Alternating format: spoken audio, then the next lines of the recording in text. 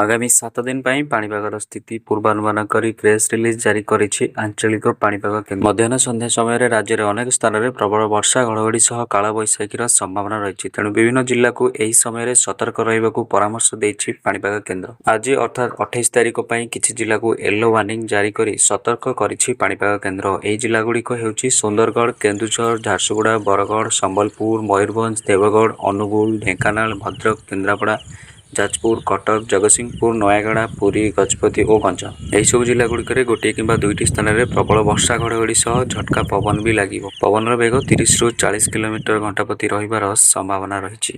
ସେହିପରି ଜୁନ୍ 29 ତାରିଖ ପାଇଁ ମଧ୍ୟ ୟେଲୋ ୱାର୍ଣ୍ଣିଂ ଜାରି କରିଛି ପାଣିପାଗ କେନ୍ଦ୍ର।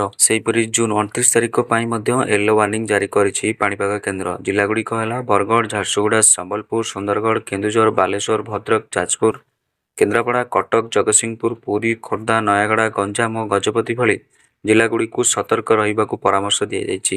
ମଧ୍ୟାହ୍ନ ସନ୍ଧ୍ୟା ସମୟରେ ଏହିସବୁ ଜିଲ୍ଲାଗୁଡ଼ିକରେ ଗୋଟିଏ କିମ୍ବା ଦୁଇଟି ସ୍ଥାନରେ ପ୍ରବଳ ବର୍ଷା ଓ ଝଟକା ପବନ 30ରୁ 40 କିଲୋମିଟର ପ୍ରତି ଘଣ୍ଟା ହେବାର ପୂର୍ବାନୁମାନ କରିଛି ଆଞ୍ଚଳିକ ପାଣିପାଗ କେନ୍ଦ୍ର। ସେହିପରି ଜୁନ୍ 30 ତାରିଖ ପାଇଁ ଅନେକ ଜିଲ୍ଲାକୁ ୟେଲୋ ଏବଂ ଅରେଞ୍ଜ ୱାର୍ଣ୍ଣିଂ ଜାରି କରାଯାଇଛି। ଜିଲ୍ଲାଗୁଡ଼ିକ ହେଲା ମୟୂରଭଞ୍ଜ, କେନ୍ଦୁଝର, ଯାଜପୁର ଭଳି ଜିଲ୍ଲାକୁ ଅରେଞ୍ଜ ୱାର୍ଣ୍ଣିଂ ଜାରି କରାଯାଇଥିବା ବେଳେ ଭଦ୍ରକ, କେନ୍ଦ୍ରାପଡ଼ା, କଟକ, ଢେଙ୍କାନାଳ, ଅନୁଗୁଳ, ଦେବଗଡ଼, ସମ୍ବଲପୁର, ସୁନ୍ଦରଗଡ଼ ଭଳି ଜିଲ୍ଲାକୁ ୟେଲୋ ୱାର୍ଣ୍ଣିଂ ଜାରି କରାଯାଇଛି। ଏହିସବୁ ଜିଲ୍ଲାରେ ଗୋଟିଏ କିମ୍ବା ଦୁଇଟି ସ୍ଥାନରେ ପ୍ରବଳ ବର୍ଷା ହେବ।